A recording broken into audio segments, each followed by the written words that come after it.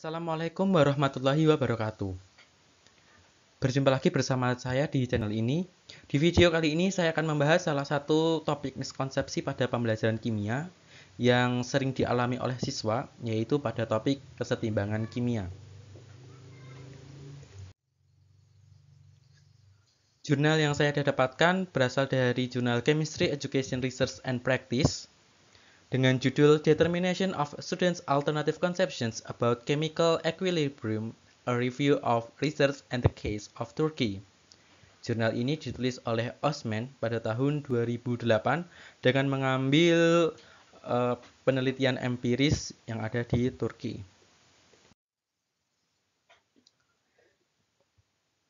Di video ini saya akan membahas topik miskonsepsi yang sering terjadi pada bab kesetimbangan kimia ini. Yang pertama berkaitan dengan pengertian kesetimbangan kimia. Yang kedua tentang aplikasi prinsip Le Chatelier. Yang ketiga ialah tentang konstanta kesetimbangan. Dan yang keempat tentang kesetimbangan heterogen. Kita masuk ke soal pertama, yaitu tentang pengertian kesetimbangan kimia. Di jurnal ini telah disediakan beberapa instrumen dan kemudian dari instrumen tersebut telah disediakan pembahasan dan juga analisis berapa persen siswa yang menjawab benar dan berapa persen yang mengalami miskonsepsi. Kita mulai pada soal nomor pertama. Suatu reaksi mengikuti persamaan berikut, yaitu ada gas karbon dioksida bereaksi dengan gas hidrogen menghasilkan gas metana dan uap air. Ketika 0,02 MCO dan 0,03 MH2 dimasukkan ke dalam bejana pada 800 Kelvin dan dibiarkan memasuki kesetimbangan, apa yang akan kita katakan tentang laju reaksi maju dan mundur dari reaksi ini pada kesetimbangan? Nah, nomor 1 ini menanyakan tentang laju reaksi maju dan mundur sebagai konsep dasar dari kesetimbangan kimia. Nah, pertanyaan utama di soal ini adalah bagaimana kecepatan reaksi maju dan reaksi balik. Apakah kecepatan reaksi maju itu sama cepat, lebih cepat, atau justru kurang cepat jika dibandingkan dengan reaksi sebaliknya? Di sini siswa diharuskan untuk memilih alasan dari jawaban yang mereka pilih, seperti yang tertera pada layar. Jawaban yang benar ialah laju reaksi maju sama dengan laju reaksi sebaliknya. Alasannya ialah karena laju reaksi maju dan mundur ialah sama saat sistem mencapai kesetimbangan. Nah, bagaimana miskonsepsi yang dialami siswa dan bagaimana konsep yang benarnya?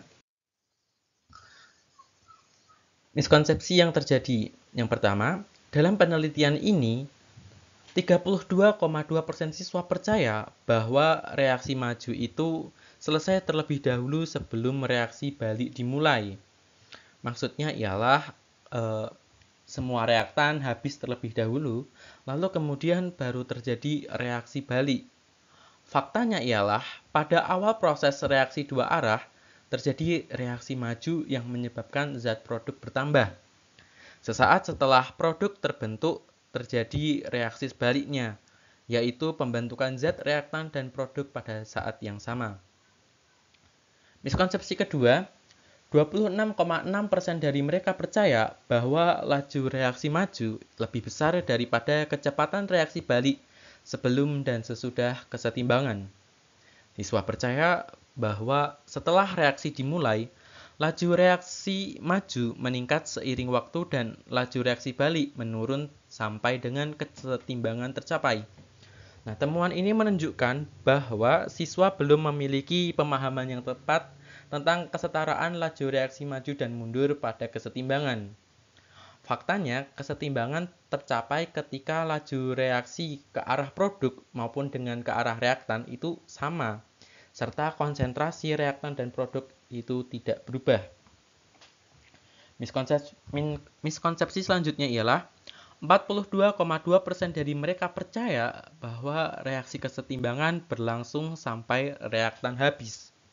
Ini sama seperti miskonsepsi yang nomor 1 ya. Faktanya ialah pada saat reaksi kesetimbangan, tidak perlu kita menunggu semua reaktan habis terlebih dahulu baru kemudian terjadi suatu reaksi balik. Nah, reaksi balik itu dapat terjadi sesaat setelah produk terbentuk. Kemudian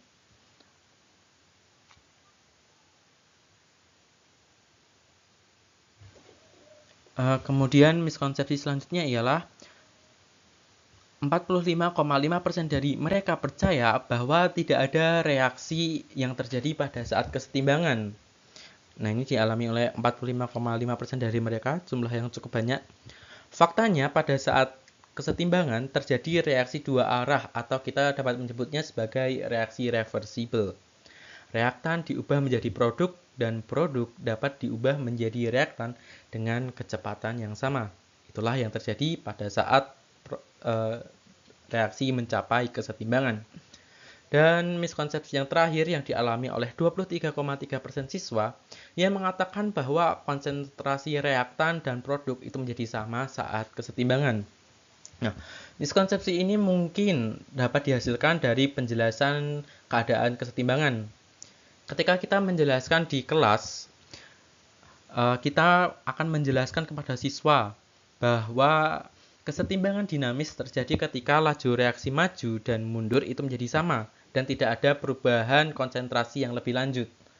Nah, mungkin siswa menafsirkannya berbeda. Siswa menafsirkannya bahwa konsentrasi reaktan dan produk itu menjadi sama saat kesetimbangan. Nah, padahal faktanya ialah konsentrasi itu sendiri dapat bervariasi, tetapi rasio antar konsentrasi dalam keadaan kesetimbangan tersebut tidaklah berubah. Nah, ada beberapa ciri kesetimbangan kimia yang dapat kita identifikasi. Yang pertama ialah reaksi berlangsung dua arah dalam ruang tertutup. Yang kedua, laju reaksi ke kanan dan ke kiri, ataupun laju reaksi maju dan reaksi balik itu memiliki laju reaksi yang sama. Dan yang ketiga ialah tidak terjadi perubahan makroskopis, hanya terjadi secara mikroskopis saja. Berikut konsepsi yang ada pada nomor 2. Jika Anda memiliki larutan 0,5 m natrium dikromat, yang mana kesetimbangan berikut ini ditetapkan, dan Anda menambahkan 10 ml larutan 0,5 m natrium dikromat ke larutan awal, apa yang akan Anda amati? Nah, di soal ini, nomor 2 ini menanyakan tentang aplikasi prinsip Le Chatelier. Apa yang terjadi jika menambahkan larutan atau konsentrasi awal? Bagaimana pergeseran kesetimbangan yang terjadi? Nah, jawaban yang benar ialah larutan tetap tidak berubah warnanya, alasannya karena tidak ada perubahan konsentrasi pada spesies apapun.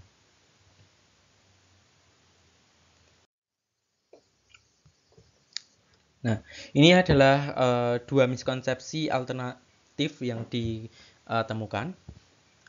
Salah satu konsepsi alternatif yang ditentukan dalam penelitian ini adalah bahwa prinsip Le Chatelier dapat diterapkan pada awal sebelum reaksi mencapai kesetimbangan, yang mana konsepsi alternatif ini dipegang oleh 13,3% partisipan.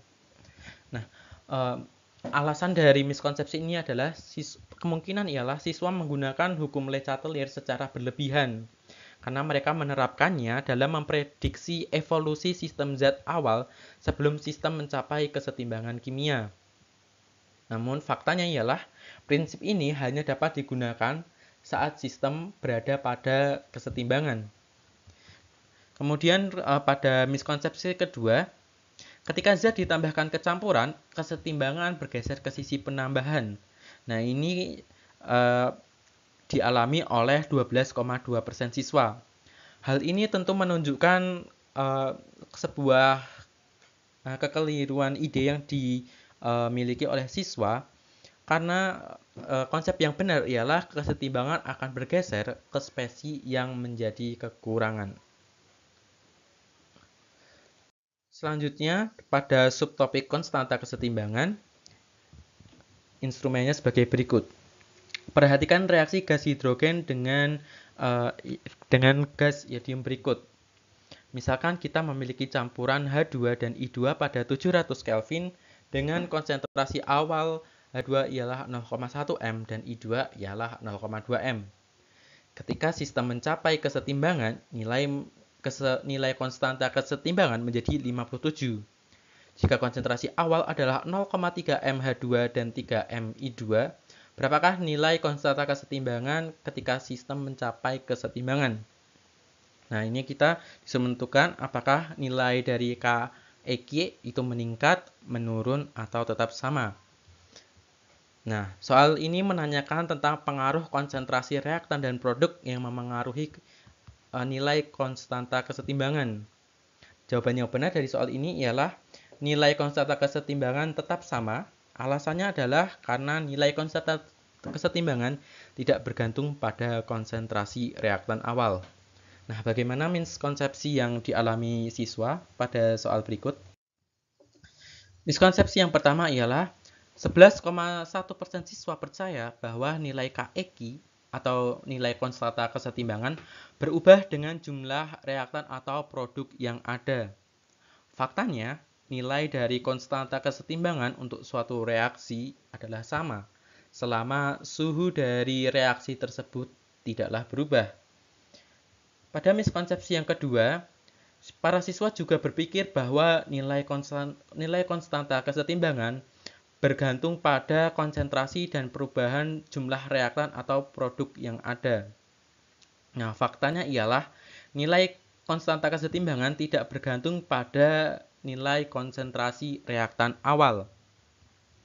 Nah, berapapun molaritas atau berapapun konsentrasi reaktan awal yang ditambahkan, selama suhu reaksi tidak berubah, maka nilai dari konstanta kesetimbangan ini tetaplah sama pada suatu reaksi. Selanjutnya kita beralih ke subtopik yang terakhir, yaitu tentang kesetimbangan heterogen.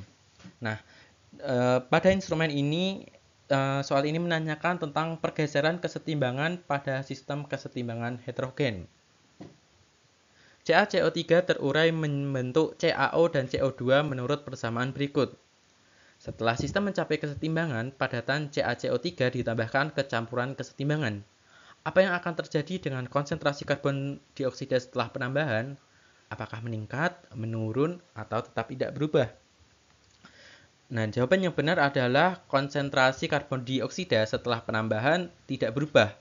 Alasannya konsentrasi padatan murni yang sudah diberikan sejumlah volume dan konsentrasinya itu tetaplah konstan.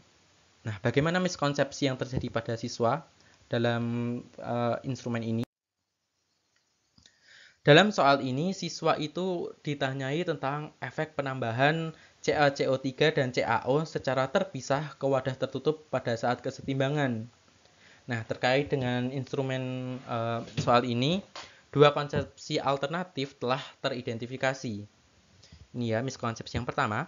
16,6% peserta percaya bahwa prinsip Le Chatelier dapat diterapkan di semua sistem kesetimbangan, termasuk di dalamnya sistem kesetimbangan heterogen. Nah, para siswa ini menerapkan prinsip Le Chatelier di kedua penambahan dan sampai pada kesimpulan yang salah. Kemudian miskonsepsi yang kedua, 22,2% siswa percaya bahwa meningkatkan jumlah ion zat padat yang berada pada kesetimbangan akan menyebabkan lebih banyak ion terlarut yang dihasilkan. Namun, faktanya adalah kita tahu bahwa menambahkan atau menghilangkan padatan ke sistem pada kesetimbangan tidak akan mengubah keadaan kesetimbangan jika padatan tersebut telah ada pada awalnya saat sistem berada dalam keadaan setimbang. Nah, kita tahu bersama bahwa zat padat murni dan zat cair murni tidak disertakan dalam penyusunan tetapan kesetimbangan. Sehingga kedua zat tersebut jika ditambahkan ke sistem kesetimbangan tidak akan mengubah keadaan setimbang.